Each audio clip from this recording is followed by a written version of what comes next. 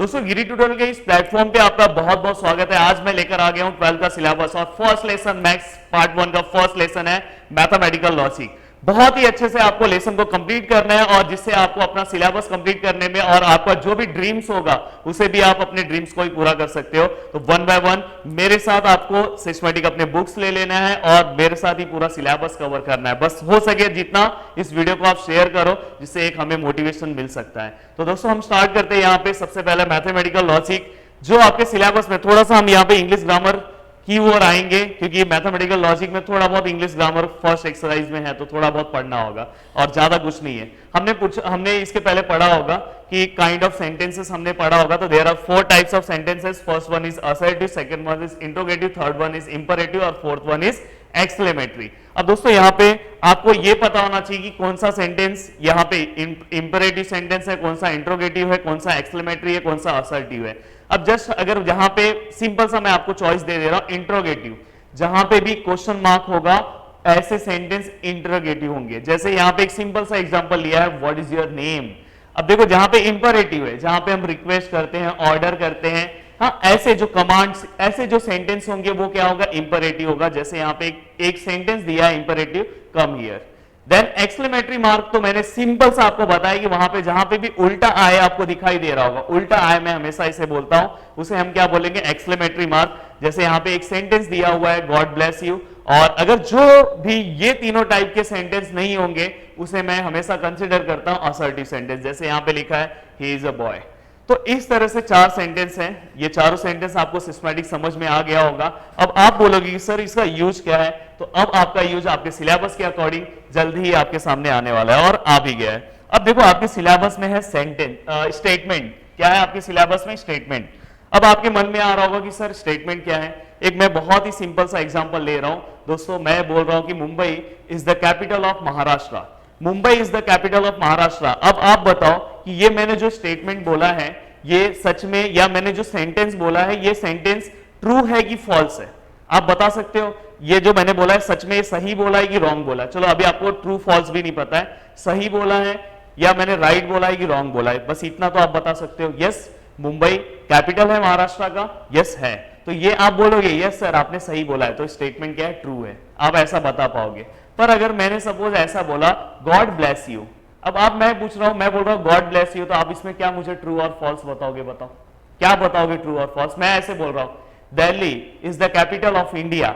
अब बताओ ये स्टेटमेंट ट्रू है कि फॉल्स है, तो बोलोगे सर दिल्ली तो इंडिया का कैपिटल है, यस, तो ये स्टेटमेंट तो ट्रू है। ये सब स्टेटमेंट में आप बता सकते हो, बट ऐसे स्टेटमेंट जैसे मैं पूछ रहा हूं कि व्हाट इज योर नेम, अगर मैं ऐसा पूछ रहा हूं कम हियर, मैं ऐसे बोला ब्रिंग 1 ग्लास ऑफ वाटर, अगर मैं इस टाइप के सेंटेंस बोल रहा हूं तो इसके अंदर आप ट्रू और फॉल्स क्या बताओगे। मैंने बोला कम हियर, बताओ ट्रू और फॉल्स, नहीं बता पाओगे। बट मैंने अगर कुछ ऐसे सेंटेंस बोले जैसे मैंने बोला कि Mumbai is the capital of Maharashtra, Mumbai is the capital of Rajasthan, ऐसे अगर मैंने बोला Mumbai is the capital of Rajasthan, तो आप तुरंत बोलोगे सर ये रॉन्ग है, तो आप क्या बोलोगे, फॉल्स है। तो जहां पे हम ट्रू और फॉल्स बता पाते हैं वैसे सेंटेंस को हम बोलेंगे स्टेटमेंट। अब देखो यहां पे इसका डेफिनेशन है, statement is declarative sentence which is either true और फॉल्स। या तो वो ट्रू होगा या तो फॉल्स होगा, पर दोनों नहीं होगा। अब देखो यहां पे कुछ एग्जांपल्स है। एग्जांपल्स यहां पे है कि Mumbai is the capital of Maharashtra, ये स्टेटमेंट मैं इसको बोल सकता हूं। जिसके अंदर ट्रू और फॉल्स आता है उसे मैं स्टेटमेंट बोल सकता हूं। हाँ मैं इसमें ट्रू और फॉल्स जजमेंट कर सकता हूं, मतलब मैं स्टेटमेंट बोल सकता हूं। अब देखो यहाँ पे 5 इंटू 2 11 होता है क्या, 5 इंटू 2 तो 10 होता है, पर यहाँ 11 है, मतलब मैं इसे ट्रू और फॉल्स बता सकता हूं, मतलब एक रॉन्ग है, मतलब एक फॉल्स है, तो मतलब ये भी आपका क्या होगा, स्टेटमेंट होगा। बट यहाँ पे दोस्तों जितने एग्जाम्पल्स हैं, जैसे कि यहाँ पे अगर आप देखोगे एग्जाम्पल प्लीज यूर पेन, यहाँ पे लिखा हुआ है। दूसरा एग्जाम्पल है what is your name, third है कि what a beautiful place it is. ऐसे अगर यहाँ पे एग्जाम्पल्स हैं तो यहाँ पे अगर आप देखोगे तो ये एग्जाम्पल्स यहाँ पे इंपरेटिव सेंटेंस का है, ये एग्जाम्पल इंट्रोगेटिव सेंटेंस का है, ये एग्जाम्पल यहाँ पे एक्सक्लेमेटरी का है और ये एग्जाम्पल इंट्रोगेटिव का है। तो ये जो एग्जाम्पल्स है इसमें मैं बताओ व्हाट इज योर नेम या यहाँ पे हाउ आर यू, ऐसे अगर किसी ने पूछा कि हाउ आर यू, अब बताओ इसमें ट्रू और फॉल्स क्या बोलूंगा। पर इसमें तो मैं बोल सकता हूं ना Mumbai is the capital of Maharashtra, 5 into 2 10 होता है यार, इधर 11 लिखा है, रॉन्ग है, तो मैं इसे फॉल्स बोलूंगा। अब देखो आपके सिलेबस में ट्रूथ वैल्यू बार बार आएगा, truth value of a statement, truth value of a statement. तो truth value of a statement तो स्टेटमेंट या तो ट्रू हो सकते हैं या तो फॉल्स हो सकते हैं। तो ट्रूथ वैल्यू ऑफ जो स्टेटमेंट ट्रू होते हैं उसका ट्रूथ वैल्यू क्या होगा, हमेशा कैपिटल टी होगा। क्या होगा, capital T. But truth value of false statement का हमेशा जो ट्रूथ वैल्यू होगा वो कैपिटल एफ होगा। तो याद रखना, truth value of true statement, तो जो सही स्टेटमेंट होंगे उसके ट्रूथ वैल्यू क्या होगा, कैपिटल टी। पर अगर जो फॉल्स स्टेटमेंट है उसका ट्रूथ वैल्यू क्या होगा, कैपिटल एफ। बस आप ये दिमाग में बना के रखना। देन इसके बाद दोस्तों एक ओपन सेंटेंस है, ये भी समझना बहुत जरूरी है। जैसे कि सपोज मैं यहां पे एक एग्जांपल ले रहा हूं, x equal x plus 5 which is equal to 7। अब आप बोलोगे, मैं पूछ रहा हूं कि बताओ यहां पे ये ट्रू है कि फॉल्स है। तो आप बोलोगे सर यहां पे आप x का मुझे वैल्यू तो दे दो। अगर सपोज मैंने यहां पे आपको x का वैल्यू दिया, यहां पे मैंने आपको x का वैल्यू 1 दे दिया, तो आपने यहां पे 1 लिखा, 1 प्लस 5 तो 7 नहीं होता, 1 प्लस 5 तो 6 होगा ना। तो ये स्टेटमेंट क्या हो गया, रॉन्ग हो गया। अब ये रॉन्ग हो गया। अगर सपोज मैंने यहां पे 2 दे दिया, 2 प्लस 5 7 हो गया, मतलब अब ट्रू हो गया। पहले क्या था, रॉन्ग था, मतलब फॉल्स था, फिर क्या हो गया, ट्रू हो गया। अगर सपोज मैंने यहां पे 3 रखा, 3 प्लस 5 7 नहीं होगा। तो ऐसे अलग अलग वैल्यूज के लिए, इसके लिए स्टेटमेंट क्या है, फॉल्स है, इसके लिए फॉल्स है, बट इसके लिए ट्रू है। इसके लिए क्या है, स्टेटमेंट ट्रू है। तो यहां पे कोई फिक्स नहीं है, हमेशा उसका ट्रू और फॉल्स इसके अकॉर्डिंग चेंज हो सकता है। तो अगर यहां पे ट्रू और फॉल्स इसके अकॉर्डिंग अगर चेंज हो जाएगा तो इसे हम बोलेंगे ओपन सेंटेंस। ये भी स्टेटमेंट नहीं होगा। तो ओपन सेंटेंस भी स्टेटमेंट नहीं होगा, जस्ट आपको समझना है। अगर इस टाइप के कोई भी एग्जांपल्स अगर आपके बुक में दिए होंगे तो आप डायरेक्ट यहां पे आपको डायरेक्ट क्या लिख देना है, ओपन सेंटेंस। और open sentence it is not a statement. ये स्टेटमेंट है क्या, नहीं है।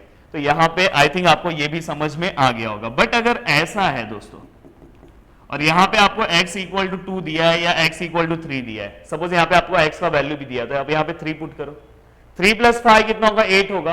8 7 को इक्वल है क्या, नहीं है। तो ये क्या हो गया, फॉल्स हो गया। तो यहां पे डायरेक्ट आप फॉल्स बता सकते हो। बट यहां पे प्रॉब्लम क्या था, यहां पे कुछ दिया नहीं था, तो ये क्या हो गया, ओपन सेंटेंस। तो open sentence is not a statement. Next है very very very very very important. ये अगर आपको सिस्टमैटिक आ जाएगा तो आपका एक्सरसाइज नंबर फर्स्ट तो होगा ही, साथ में सेकेंड एक्सरसाइज भी सिस्टमैटिक तरीके से हो जाएगा। तो यहाँ पे सीरियल नंबर है, यहाँ पे नंबर कनेक्टिव दिया है, यहाँ पे सिंबल्स दिया है और name of the compound statement. अब देखो यहाँ पे अलग अलग है, मैं यहाँ पे लिख रहा हूँ और आपको मेरे साथ याद भी करना है। देखो जैसे पहले मैंने यहाँ पे एंड लिखा, एंड के बाद आपको और लिखना है, और के बाद नॉट है, नॉट के बाद यहाँ पे इफ देन है, और इफ देन के बाद यहाँ पे है if and only if, if and only if यहां पे लिखा। या तो मैं इसी को मैं ऐसा भी लिख सकता हूं, इफ एंड ओनली इफ। तो दोस्तों यहां पे ये आपको पूरा का पूरा याद कर लेना है। कनेक्टिव एंड और याद हो गया होगा, नॉट, इफ देन और इफ एंड ओनली इफ यहां पे आपको याद हो गया। देन इसके सिंबल्स, अब देखो एंड में ऐसा है ना, ये ऐसा आता है, तो एंड का सिंबल बहुत इजी है, आपको याद हो गया ऐसा। और में जस्ट इसका उल्टा कर दो, नॉट में ऐसा निगेशन, इफ देन में सिंगल एरो, और इफ एंड ओनली इफ में डबल एरो। याद हो गया आपको। यहां पे जस्ट इसका उल्टा, निगेशन में ये यहां पे सिंगल एरो डबल एरो। अब इतना ही आपके लिए बहुत इंपॉर्टेंट है, यही चीजें आपके लिए बहुत इंपॉर्टेंट है। बट आपको थोड़े से इसके टर्म्स भी अगर पता होंगे तो अच्छी बात है। इसके कंपाउंड स्टेटमेंट के नेम पता होंगे। इसे हम एंड को ही हम कंजंक्शंस बोलते हैं, इसे हम और को हम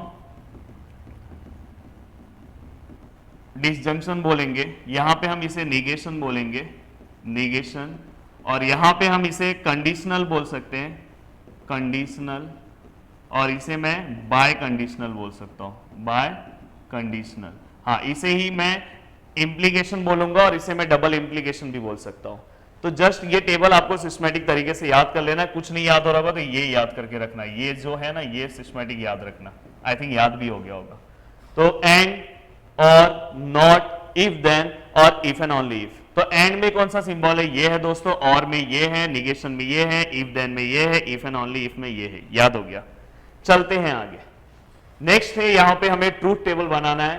ट्रूथ टेबल एक्चुअली ये एग्जाम में आएगा नहीं, बट ये सम सॉल्व करने के लिए बहुत हेल्पफुल होगा आपको। सम सॉल्व करने के लिए इसके बिना सम ही नहीं सॉल्व होगा। तो यहाँ पे आपको ट्रूथ टेबल है। अब देखो हम ट्रूथ टेबल यहाँ पे सिस्टमैटिक तरीके से बनाएंगे। जैसे यहाँ पे truth table of conjunction, conjunction मतलब ये एंड का है, यहाँ पे साइड में एंड भी लिख लो, ये एंड का है, कंजंक्शन मैंने पीछे लिखाया था। डिसजंक्शन मतलब क्या है, और का है। बाद में ये नेगेशन मतलब आपको पता है ये नॉट का है। बाद में फिर ये किसका है, कंडीशनल मतलब ये इफ देन का है, इफ देन का है।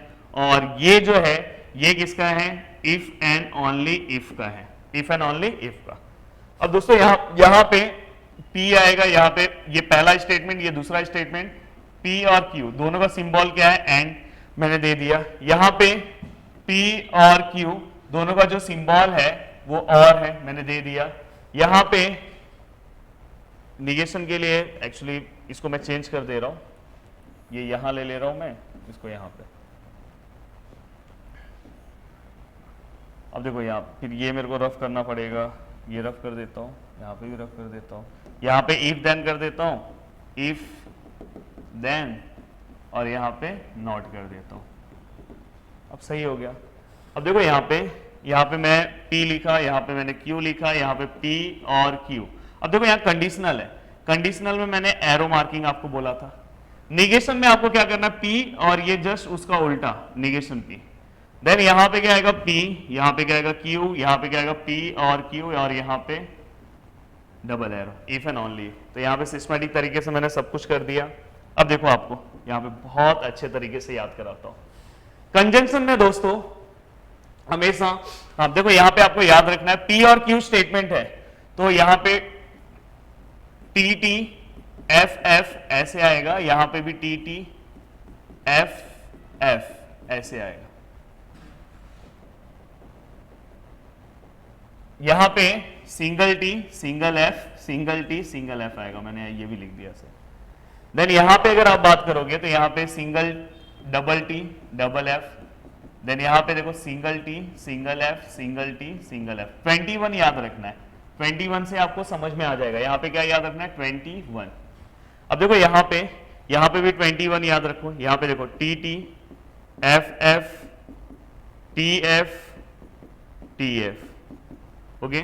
यहां पे भी आपको 21 याद रखना है। 20 मतलब 2 टाइम टी लेना है, 2 टाइम एफ लेना है, 1 टाइम टी लेना है, 1 टाइम एफ लेना है, 1 टाइम टी लेना है, 1 टाइम एफ लेना है। सिस्टमैटिक तरीके से यहाँ पे एक बार आप टी ले लो, यहाँ पे बस एक बार एफ ले लो। तो यहाँ पे हमने मैक्सिमम टेबल का पार्ट ड्रॉ कर दिया है।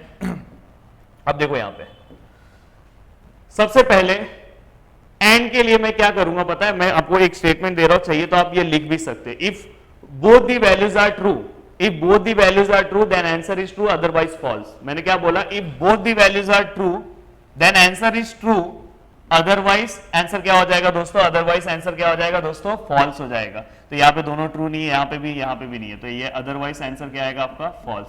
प्लीज वैसे ही आपको याद रखना है, ये टेबल आपको एग्जाम में ड्रॉ करने नहीं आएगा, बट जो मैं बोल रहा हूं वो अगर आप याद कर लोगे तो सम आराम से सॉल्व कर लोगे। यहाँ पे आपको याद रखना है, तो आपको एक चीज, एक हिंट तो यहाँ पे मिल गया कि यहाँ पे आपको टेबल कैसे याद रखना है, यहाँ पे आपको पता चल गया। तो आपको यहाँ पे ये दोनों, ये इससे आपको टेबल याद रखना है। तो यहाँ पे मैंने एक बॉक्स बना दिया है, चाहिए तो मैं इसका कलर भी चेंज कर देता हूँ।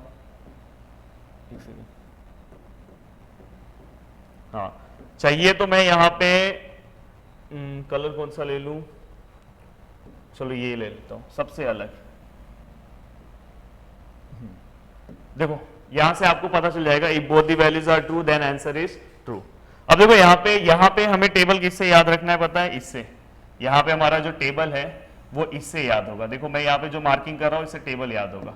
If both the values are false then answer is false, then answer is false, otherwise true, otherwise answer क्या आएगा हमारा, ट्रू आएगा। हो गया याद, तो आपको ये दोनों याद हो गया। If both the values are true then answer is true, if both the values are false then answer is false.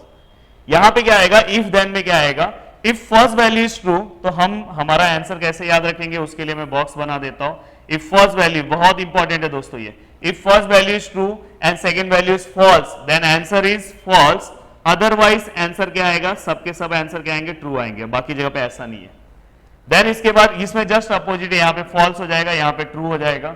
अब यहां पे हमें क्या करना है पता है, if both the values are same, if both the values are same, देखो दोनों सेम है, और कहां पे हमें सेम दिख रहा है, यहां पे देखो ये, if both the values are same then answer is true. देखो दोनों सेम है इसलिए आंसर ट्रू है, दोनों सेम है इसलिए आंसर ट्रू है, अदरवाइज फॉल्स, अदरवाइज फॉल्स। अगर आपने ये पूरा टेबल याद कर लिया तो बोर्ड एग्जाम का आपका टोटल 3 मार्क्स कंफर्म हो जाएगा, कंफर्म 3 मार्क्स यहां से आपको मिल जाएगा। तो देखो मैंने सबसे पहले क्या किया है, सिंबल्स आपको याद करा दिए, if both the values are true then answer is true, if both the values are false then answer is false. और के लिए याद रखना है, इफ देन के लिए याद रखना है, first value is true and second value is false then answer is false. Negation के लिए जस्ट अपोजिट और ट्रूथ वैल्यू और बाय कंडीशनल में if both the values are same then answer is true. देखो दोनों सेम है तो answer true है, दोनों फॉल्स दोनों सेम है इसलिए आंसर ट्रू है। तो यहां पे दोस्तों मेरा ये जो लेक्चर है आज का पूरी तरह से कंप्लीट होता हुआ, कल से हम एक्सरसाइज स्टार्ट करेंगे। सिस्टमैटिक तरीके से हमने सब कुछ कवर कर लिया और आपको यहाँ पे बहुत कुछ पता चला होगा। तो वीडियो को देखने के लिए दोस्तों दिल से thanks, thank you so much दोस्तों। उम्मीद करता हूं कि पूरा का पूरा वीडियो आपको सिस्टमैटिक तरीके से समझा होगा। थैंक यू सो मच दोस्तों, दिल से थैंक्स। जय हिंद दोस्तों।